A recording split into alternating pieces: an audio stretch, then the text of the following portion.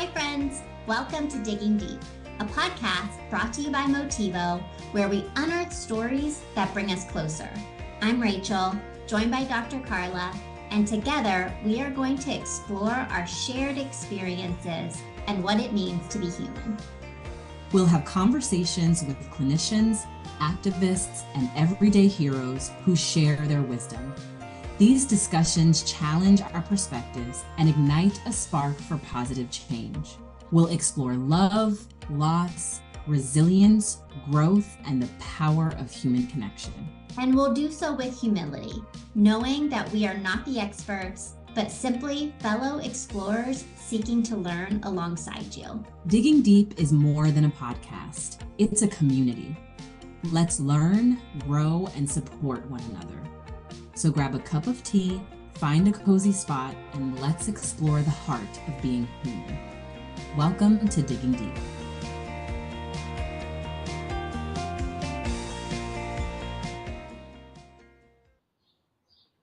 Hi! Hi. We're totally back. I know. It's so good to be back for week 2. I know, right? A different type of nervous. That's right. Yeah. Now it's like, oh, we have to say something of value. Like, make sure you do it. Make sure you say something that people want to hear. You know, I have to say the hardest part of this so far for me is putting on makeup and finding a real shirt to wear, right? Yeah, definitely. That's with our earrings. This does not usually happen. So I was looking for a necklace, and then I was like, okay, well, I'm just going to do earrings today because I didn't feel like fighting with a necklace. I was upset that I couldn't wear a Motivo shirt because that's my thing. It's your uniform. It is. We both, every single day. Like my husband's like, do you have other clothing? And I'm like, maybe somewhere. Not important. Yes.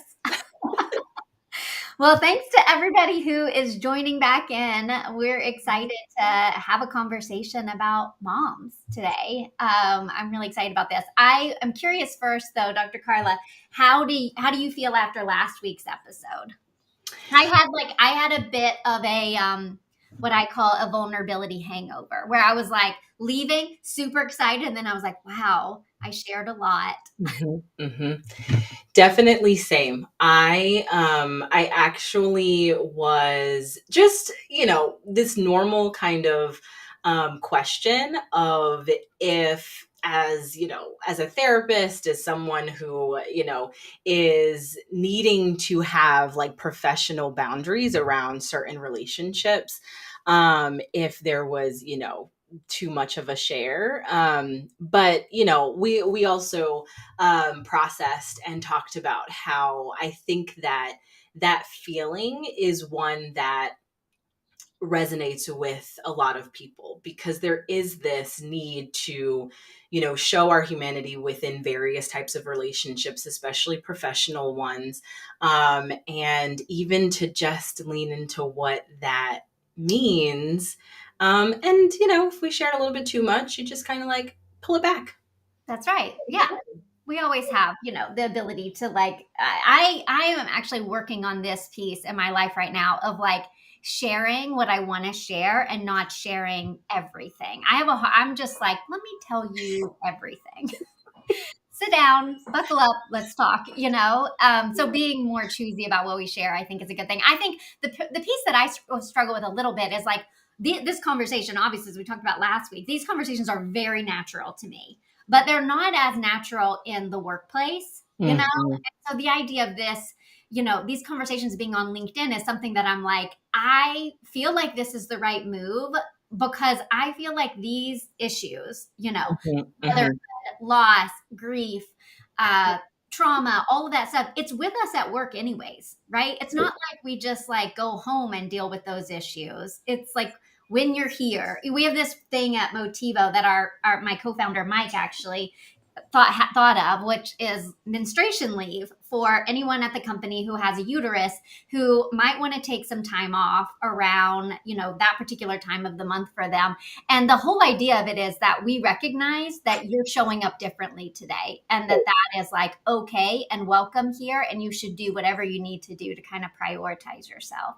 So right. I think those kinds of conversations in the workplace can be kind of uncomfortable because it's not typical, but Yeah. I feel like it also, validates a side of humanity that we often don't get to see in the workplace. I think it does. It reminds me of a conversation that I recently had where, a person with a uterus was asking for a tampon, and it was like this like quietness, and then they were like, "Hold on, why am I doing this?" And I was like, "I honestly don't know because I'm like digging in my bag, being all non-discreet." So I absolutely think that these like boundaries that are just present are boundaries that may not have been created for all of us. And so, we can challenge them in safe ways. Obviously, I think that it's definitely a benefit to have a workplace where we can have open conversations, and to say like, today I'm not showing up as 100%. Mhm. That's not always the case, either. I love it. I love it. Well, let's dig in to the topic that we're going to about today, which is moms. We're going to talk a little bit about, motherhood for personal experiences of motherhood, but we're also gonna. I probably even spend more time talking about the experience of having a mother. So what do those parent-child relationships look like throughout life? Why do we expect so much from our moms, and why does it hurt so bad when maybe they don't get it right? And this Mhm. is something that I have personally experienced before, this kind of disproportionate pressure that I feel that I put on my mom to get it right, anticipate my needs more than any human is capable of. And if they don't get it right, if she doesn't get it right, I'm like, doesn't she know me? How does she not know? And it was kind of prompted by this Netflix comedy special with Nick Kroll, who I don't actually don't really know who that is. I don't know where he's famous from. Maybe SNL. I don't know. He But looks familiar. yeah. Do you know him? He looks familiar. I couldn't put my finger on This where, looks familiar, but right? Yeah. So he has this Netflix comedy special, but there's this one clip where he's talking about his mom, and his like mom, like he reenacts this conversation with his mom where his mom's like, I'm forwarding you an article about the LA Art Deco movement. And he's like screaming at her, like, Mom, you know that's my least favorite of the architectural movements. Basically kind of saying, like, she's doing something so kind, so thoughtful, something great. that she thinks her child will enjoy. And he's like, you got it slightly off. How could you? How could you? And he's a little obviously exaggerating for comedic effect, but I really just resonated with that in the sense, and I think it's for me, and maybe we can kind of dive into this a little bit, but for me, I feel like it's because my mom got it so right when I was a little one. Like as I was being raised, she was so good at like anticipating my needs, probably in a way that she didn't feel like she was maybe ever being seen as Yeah, like her own self with me. We didn't have conversations about what she needed yeah. ever as a child. It was always, what do you need? And so then I think as like we transition to like an adult, relationship, I still expected her to like know everything and get it absolutely right. I have more to say about that, but tell me what you thought about that. I forwarded you the clip. What did you Yeah. think? Yeah, so at the end of that, clip, and he also kind of like talks about the difference between, when his dad is like, oh, I was gonna go to your baseball game, but then I didn't. Then then he's like, oh, it's okay, Dad, I still love you. But then at the end, as he was transitioning back to talking about his mom, he was like, I hate your love. Like that's such I hate your love. it's such an important part to name because I think that we have these expectations of how our mom is supposed to love us. And that's not only anticipating needs, but I think also as we get older, there's kind of this like notion that, that there's this little person in us, that there's the young version of us that didn't get needs met because moms can't meet every single need, Yeah. right? And so then there is the younger version of us that is grieving the loss of having had that. And, also saying like, moms kind of need to, all people need to be able to express their love in really important, in the ways that make sense for them. But there is something, to the fact that as an adult, especially if we're doing work in therapy, especially as we're looking at past traumas, especially as we're looking at places where we didn't get our needs met, that is uncovering a lot of information that, maybe we expect again for our moms to know, but they don't. And, that's just the nature of the relationship. Just Mhm. because we are doing work and we uncover all these things doesn't necessarily mean that, they know it Yeah. automatically. Yeah. I think it's interesting too to think about like how that carries over into at least my husband and I deal with this sometimes of like we often need the other person to give us what we did or didn't get Yeah. from our moms, primarily, but often our parents in general. I think there's a piece of that that stays with you. And I think it even kind of makes sense even from a biological sense. I think about it as like this like cord, umbilical cord that obviously gets cut, but I don't think it like ever really does in a lot of ways, in the sense of like there's this connection with the person that you lived inside for a while that, either met or didn't meet your needs. And Yeah. either way, there's like this like sense of loss here. I actually was thinking about this one instance I can remember having when I worked in community mental health and worked with a lot of kids who were involved with child protective services. And I can remember going to this like assessment once and seeing this little guy whose parents were supposed to show up for the reading of his like assessment. It was kind of like a family meeting or whatever. And they didn't come. And I remember seeing his face and just seeing like honestly, I was like, this is trauma that's happening right in Sure. front of me right now with this little guy who's like, there's no one else in the world who can fit this particular need for him. And he's experiencing it like right now, so whether you had it and it's, helped you kind of create a great foundation for your life or you didn't have it, it's a need, right? Sure. Yeah. Yeah. I think even, as I think about nurturing figures and there's so many theories that are based on, attachment and then, what it means and what the responsibilities are of nurturing figures, whether they be parents, guardians, I think grandparents also have, expected relationships, but familial relationships are things that like, even if we don't have them in the way that we need or are expected, we can see, our idea of what it should be in our friends' relationships or Mhm, on television, mhm. even though those aren't real.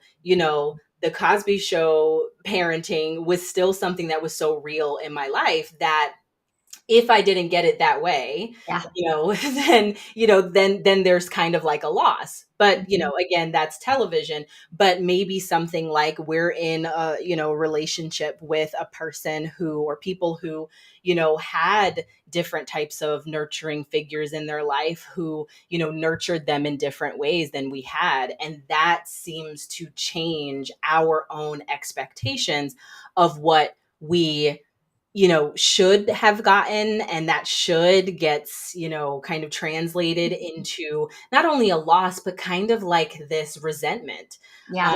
that definitely needs to be processed.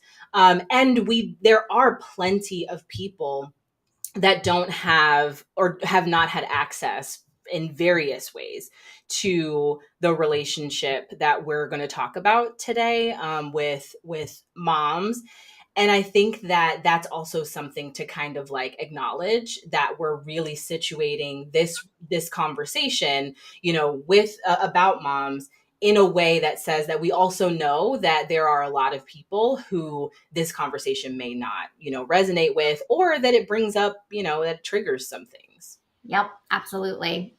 Both sides, right? I mean, it's like here with us. I can think of people who have both in my life who have both incredible relationships with their parents, and there's like such a healthy bond there, and then the opposite of that. And I'm hopeful this conversation will apply.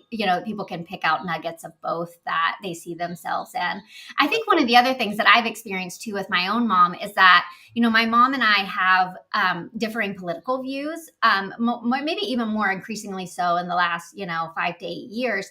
And I have this and we talk about this very openly. I have this need to get her to see it my way in a way that I don't with anyone else. If there's someone else that I feel like I have more, I don't know, more respect or autonomy for another person to be like, that's how you view it. I Mhm. understand that that's your experience of it. Okay, we disagree. Let's agree to disagree. For my mom, I'm like, I need you to see it like this, And I often wonder where that comes from. And I feel like there's a little bit of this it is uncomfortable to see things in your parents or see things in yourself that you do or don't like about your own parents, Oh yeah. there's part of me, my mom's a writer. I'm pretty good at writing. I feel like when I'm getting good at writing, I feel like that's my mom showing up in me. And I'm like, I love that. I love that connection. Mhm. She's a great writer. I'm a great writer. This comes from her. My dad's really good at public speaking and stuff like that. So I love it when those things show up in me. And then when the opposite of that shows up, something that maybe I'm like, not my favorite thing about my mom or my dad, which there are those things, right, in every human person. And I'm like, Yeah. ugh, I don't want that, What is Yes. that about, Dr. Carla? That's a really good question. I was even just wondering, what is that about? I think that, in my own experience, the things that I think, are really great about my mom and her relationships with her kids is that her life was so consumed with Mhm, raising her children, right? And I think that I obviously appreciated every time I would call, I was the one who called my mom's job every day, and I was like, I don't really know what work you're doing there, but your number one job is me, so I have a question. And it was very random. And so she would always answer, and when she wouldn't, I would get so frustrated because I'm like, mhm, what are you actually doing? You mhm, can't be mhm, doing anything else, right? And so I think that I absolutely have that. And now as a mom, I'm seeing where the struggle of that is, because when you don't answer the phone or when you can't go and, stop what you're doing to go tend to, there's this great amount of guilt. And I feel like, society, I'll talk a little bit more about that in a minute, society really does create mom guilt in really mhm, hard and harmful ways, to mhm, where if I just need 30 minutes to myself as an introvert that hasn't gotten time to herself in 40 plus years, I feel I'm thinking about all the time this past week that I couldn't attend to my daughter's needs or that I couldn't show up mhm, for her. And mhm. so I'm like, all right, well, let me give up this 30 minutes because she's calling, so I got to answer. Okay, I have a question for you that's not on our agenda. You'll hate this. Okay.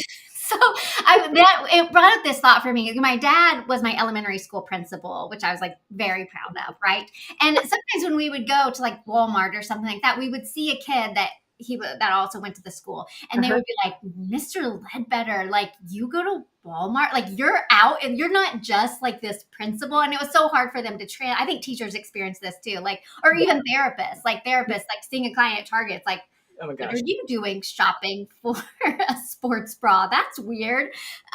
But I it makes me think about my mom in the sense that, I remember coming home from school up until high school, maybe college. Maybe I still do it. And I'm like, Mom, get a Coke, go pee, sit on the couch, do not move. I need you to sit here. And I used to tell her every moment of my day from the moment I got off the school bus to the moment I got home, every interaction that happened. And she wasn't to say much. She was to nod her head, listen, be like, oh, I'm so sorry that, classic Sure, therapy, sure.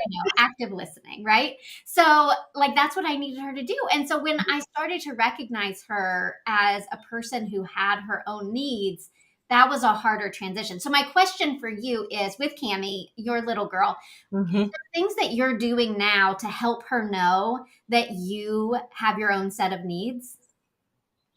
No. Okay, cool.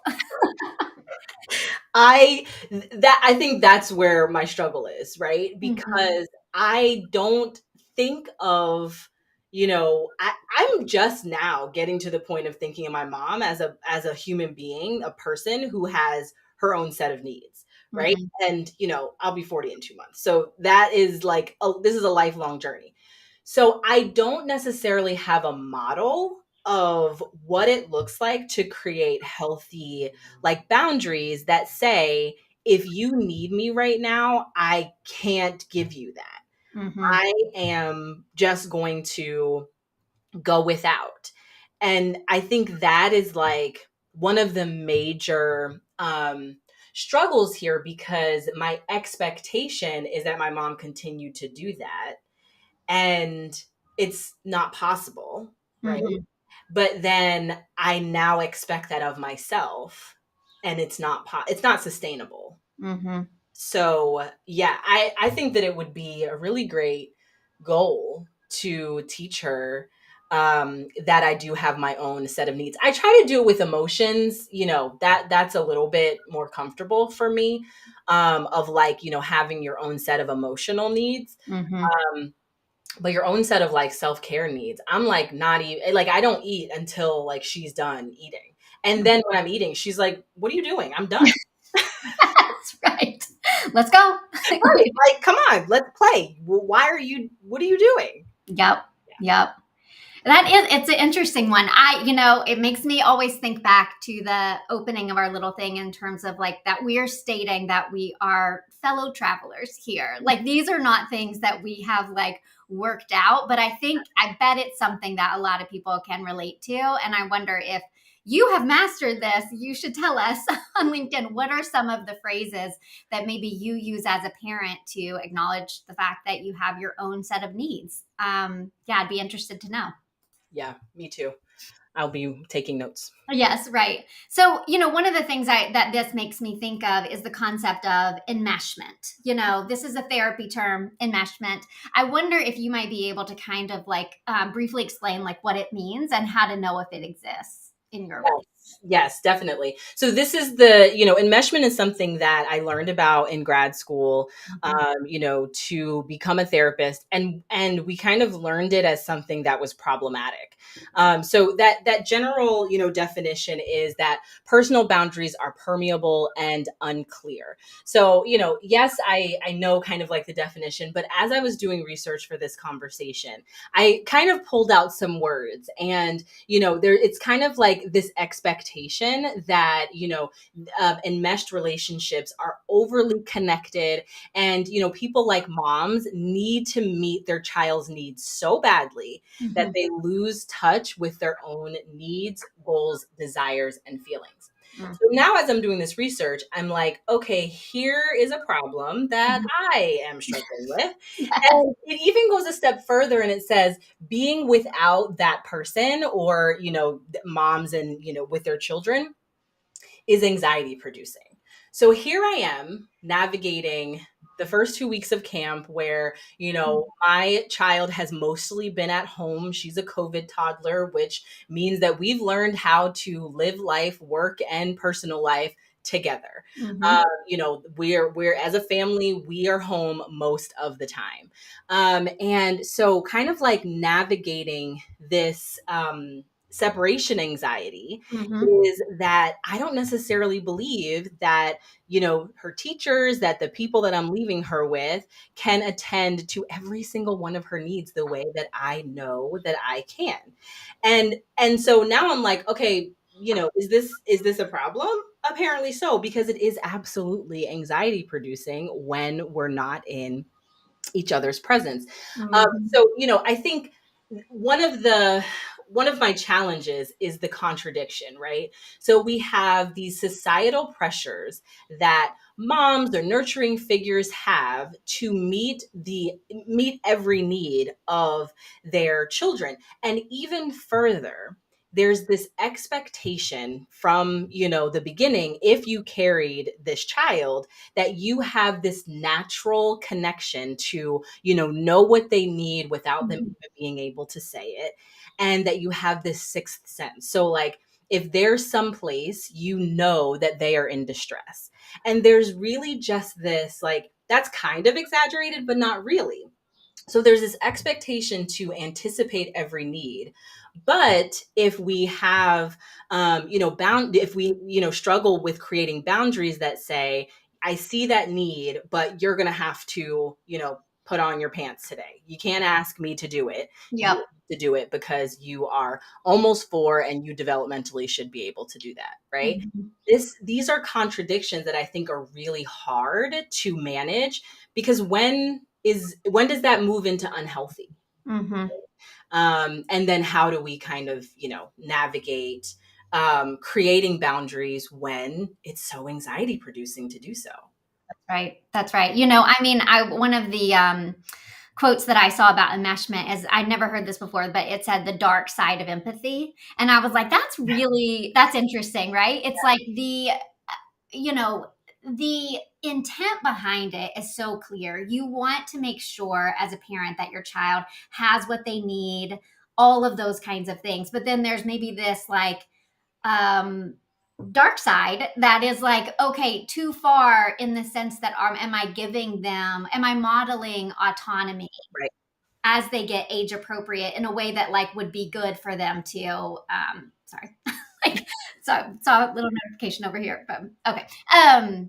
So yeah, I mean, I think too, one of the things I was thinking about is the tendency as a mom to overcorrect maybe for things that you didn't get in your childhood. I think this is another big one that comes up for parents, I bet. Mhm. Is this like, if you didn't get it in this one particular way, do you overcorrect? I'm curious, do you overcorrect for things that you think that you didn't get?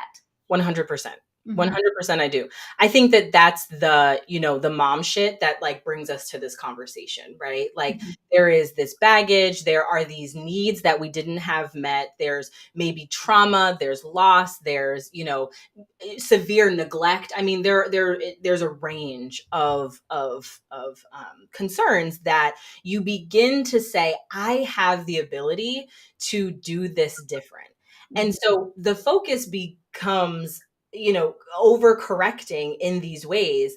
And I think the hard part that I have to acknowledge is that there's still, my daughter's still going to have mom shit. Like, I Mhm. can't get away Yeah. from it because I can't do everything. And there's going to be times where, this transition in toddlerhood, people say 3 is bad, but I feel like 4 is actually where this, like, this, I have all this autonomy and I'm going to tell you about it and I'm going to be emotional about it, Mhm. all converge, and I'm like, I am certain that I'm not handling this well. That sounds super fun. It is, in a fantastic way. Yes. I love it. It definitely Um, is. so thinking about boundaries, Yeah.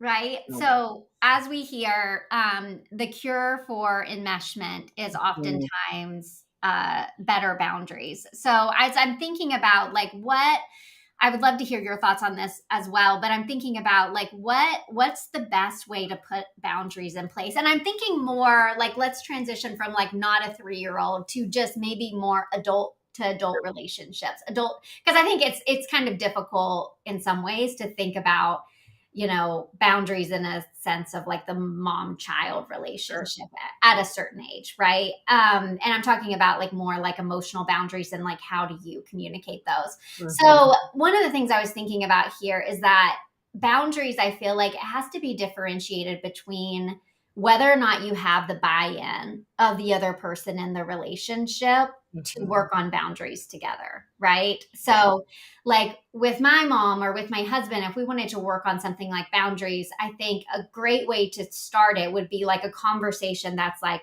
not in the moment of like an argument or a heated conversation or something like that, where I'm trying to put up a boundary there, but instead to say something like, having a conversation around, I really want to work on better expressing what I need in this relationship. And I'm wondering if you'd be willing to hear, listen when I have something I want to say, to think about it, and maybe to express your own needs to me, Mm, at the same time. I think this is something that my husband and I particularly have worked on in our relationship because he tends towards enmeshment and codependency. And he always wants to make sure that I'm comfortable and okay. And am I okay? And am I okay? And so sometimes when he puts a boundary in place, I'm like, what is this? What's this?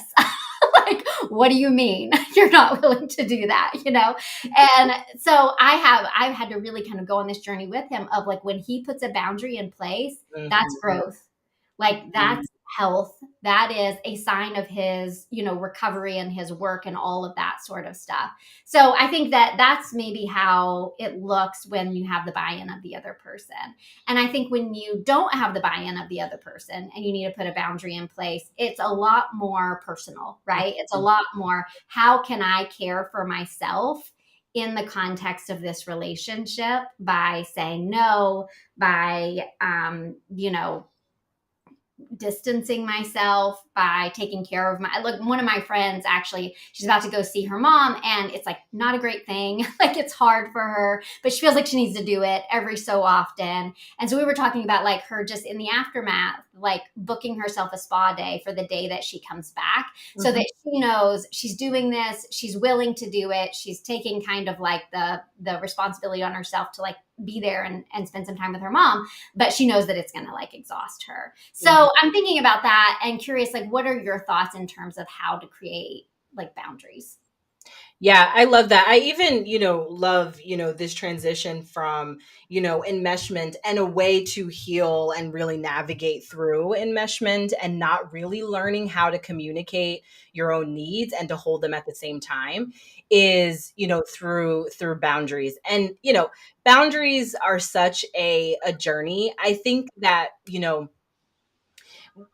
for me, the start, the first place for kind of creating firm boundaries or even like establish knowing what it is that you need is to do some self work.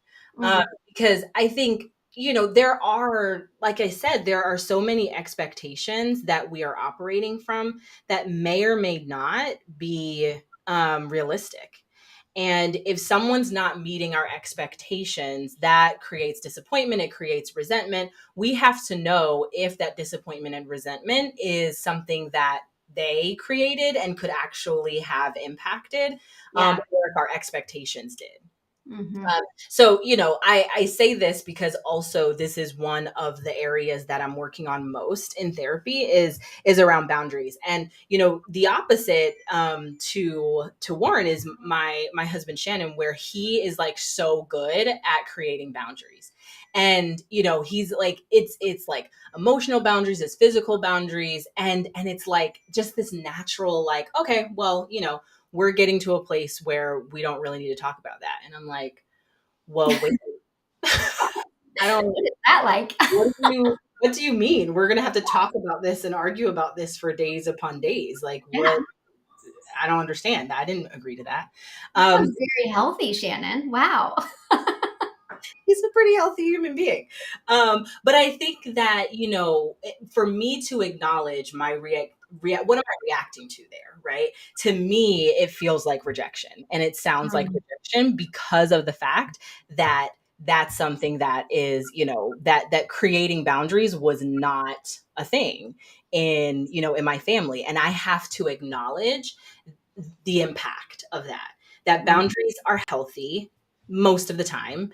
How you establish them, can also, you can, get to a healthy place for that. And I also think that if we can actually navigate the grief of what was missing and the trauma of what was missing, then we can actually show up pretty differently when it comes to establishing boundaries. We can know from ourselves, okay, this is my stuff. I have to process this, maybe even process it, together in that moment. So in my marriage, that's easier, right? Because I am very clear about and, have done a lot of work and where the struggles are. But I think, in establishing boundaries with my mom, that's harder, right? Because I know that it's received as rejection because that's Mhm. how I learned, Yeah. that's what it is, right?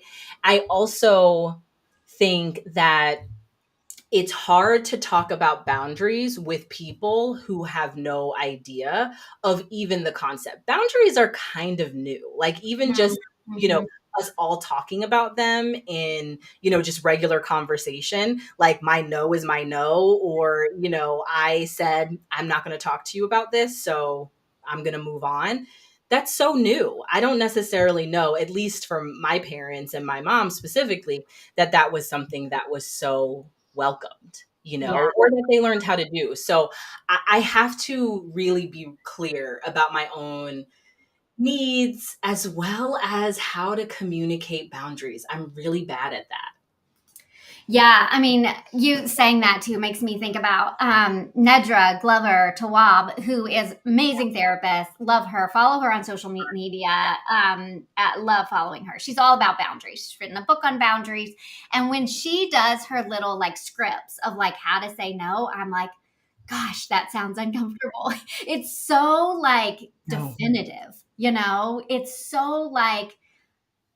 like I'm not really responsible for your experience of how you receive this boundary, which I feel like she would be like, yes, you're not responsible for how they receive that boundary. But it feels kind of counter to like what we have, learned maybe throughout history of like maybe even particularly as women in our need to like caretake or be there Sure. for others, that setting that boundary is something that should be like wrong or selfish or something like that. I know sometimes people tell me, I've heard that it's selfish to like not have children. I'm like, what? Selfish to who? Like, who am I hurting?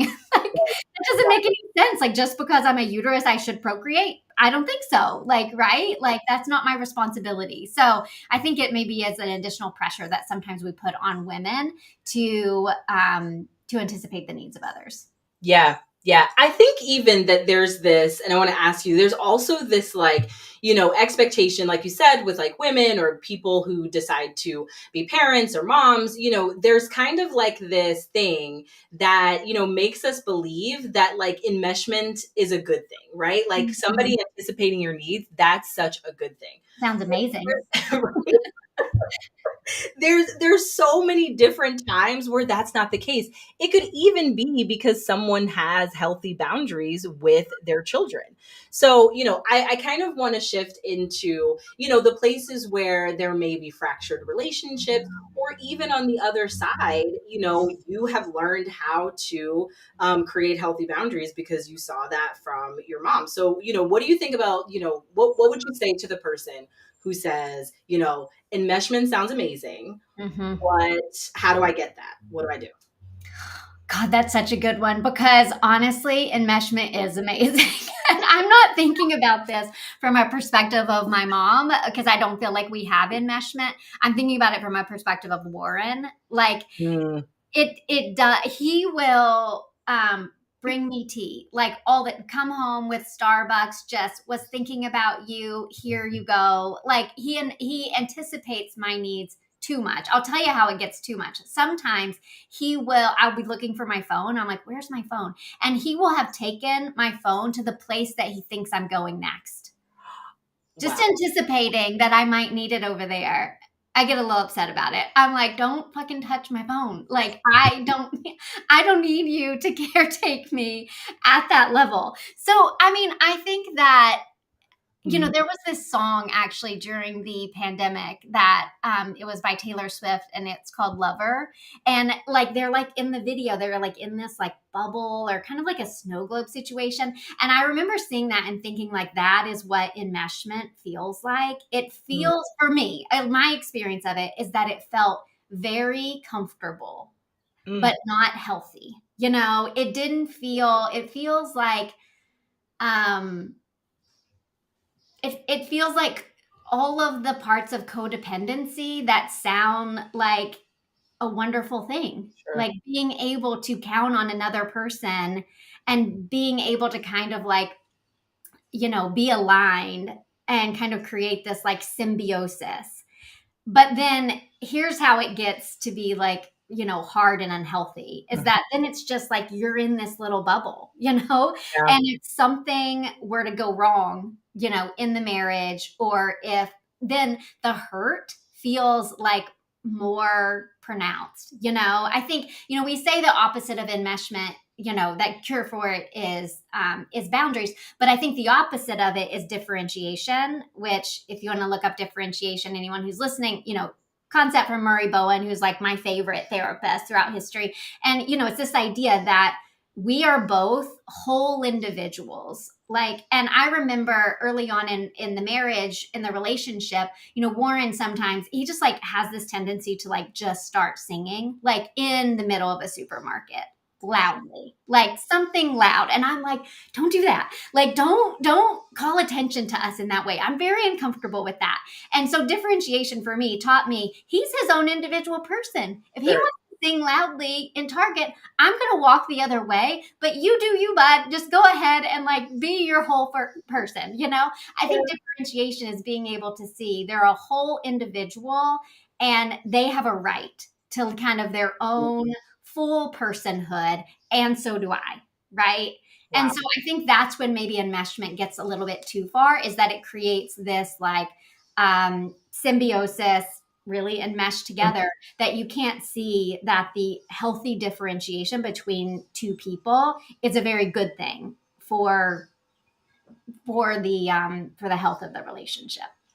Yeah, I'm interested in knowing if, that second part of enmeshment for Warren, when he anticipates your needs around your phone and brings it, to the next place that you're going to be, is that in place of something that he'd be doing for himself? Oh, great question. I'm going to ask him. Okay. So why am I asking you? Very Yes. good Do question. you see Mike's comment here that we should rename this episode Warren Blasting? um, he's consented to me. Yes. Um, he's consented to me sharing elements of our marriage here with the world. What about the blasting? I'll ask him that too. I will do two questions in one. But back to moms though, I think that like, when we say that that when we do have and acknowledge that we have enmeshed relationships, right? I think that notion of differentiation is very important but also very hard. Mhm. I, of course, like I said, I can acknowledge the personhood of my mom once I think real hard about it, and I'm like, I have a need, it wasn't met. I feel like either I communicated it, or I shouldn't have to communicate it Mm. to the unhealthy expectations. And then I'm like, okay, well now I'm reactive, I'm resentful, all of these things. I go down these like rabbit holes and then I end with she's probably like doing something for herself. She's Mm. probably like, Mhm. struggling with something.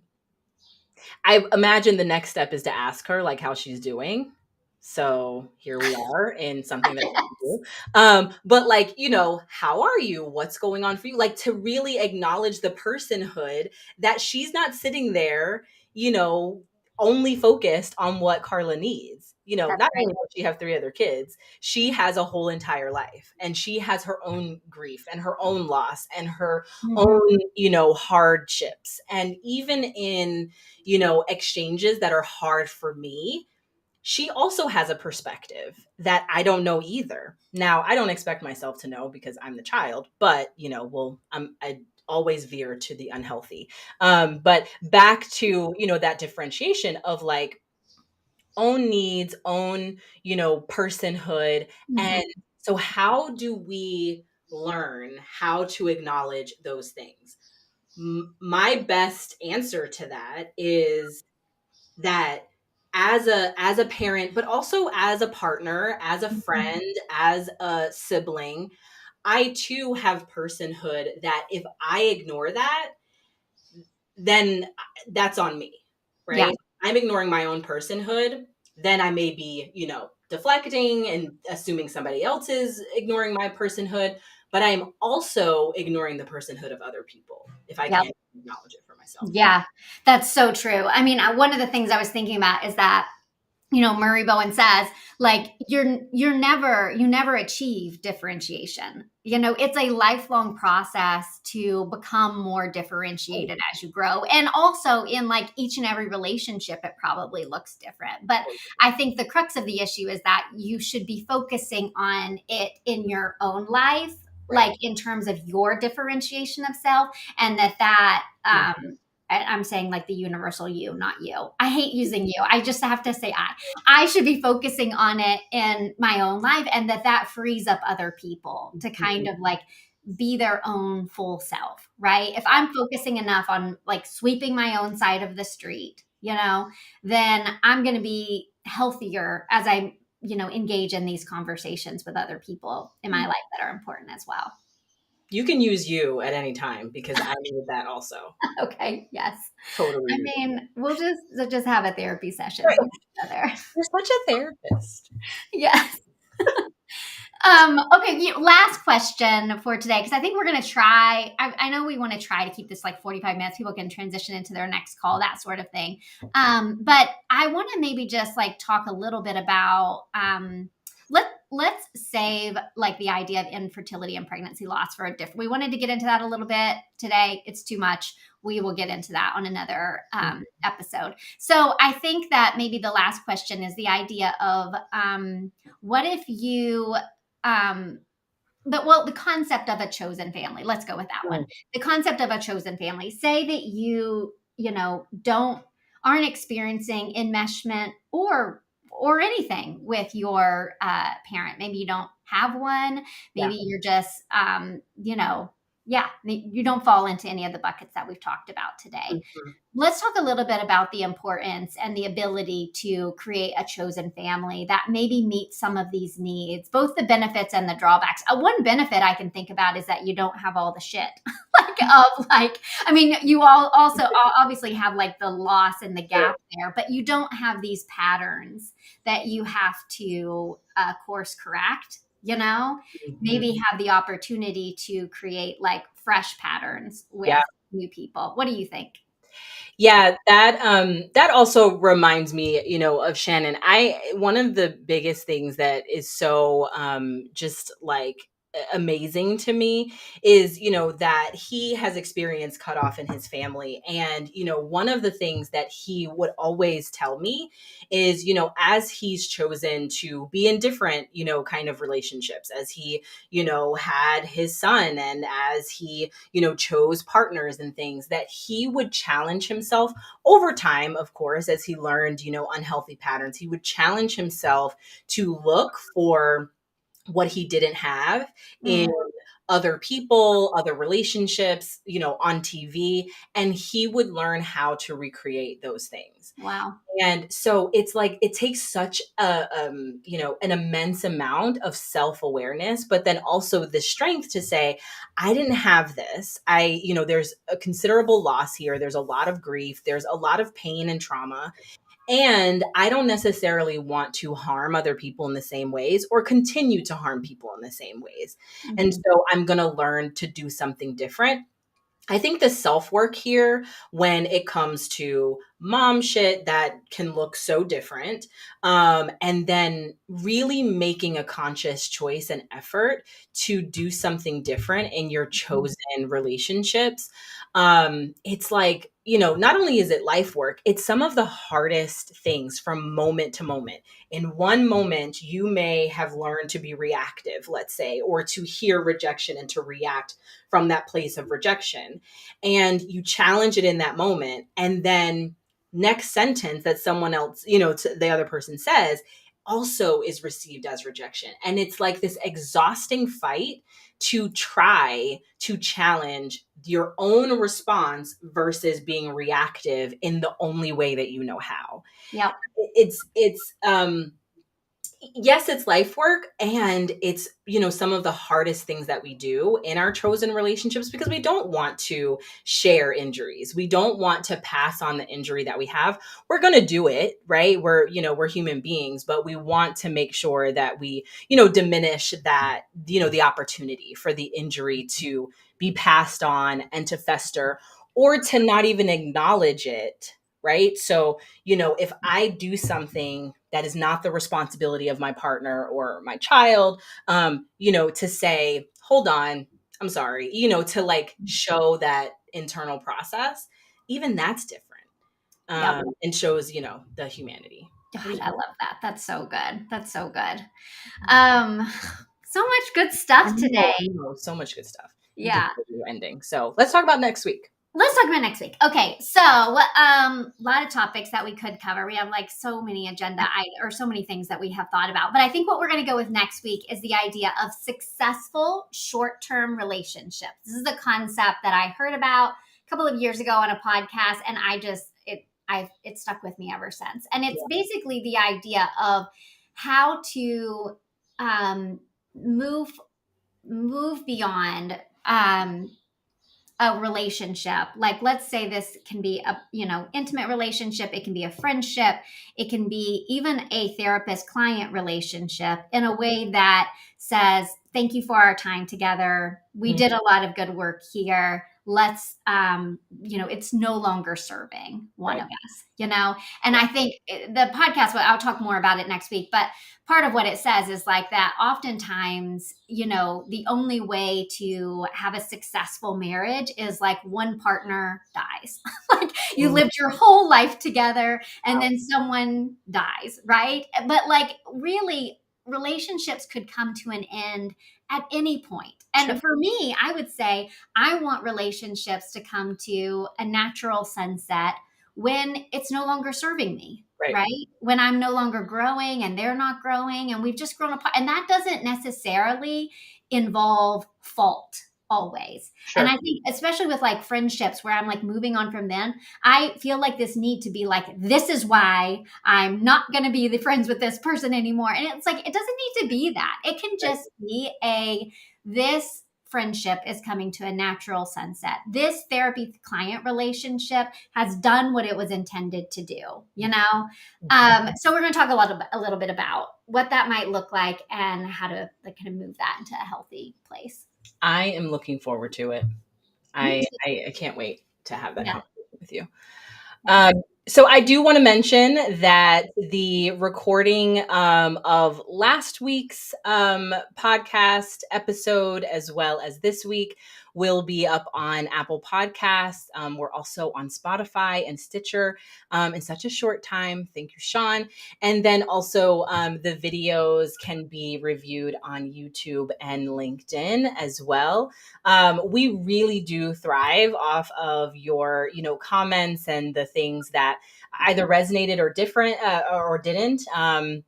I think that also helps us with this vulnerability hangover that we tend to get, is to make sure that, the sharing actually helps. Or if it doesn't, how can we make sure that these conversations are helpful and inclusive? I always want to hear more about being more inclusive of, more experiences and perspectives. So please feel free.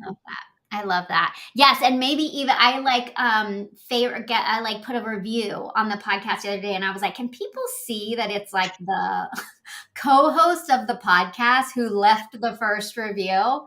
So maybe join me and do a little like on it as well, so that it's not just me being like, this is a great podcast. Okay, now I have to leave a review because I don't want you to be there by yourself. And you can be like, this is like so insightful. Like, these women are fucking evolved. Yeah. One more F-bomb and we have to go to explicit. I said it twice. I'm sorry. You're right. I said I wasn't going to say that one. So no more. Never again. Never again. Never again. Leave it out, Sean. I can't promise that. So. Okay, we're done. We will see you next week. Thank you, everybody.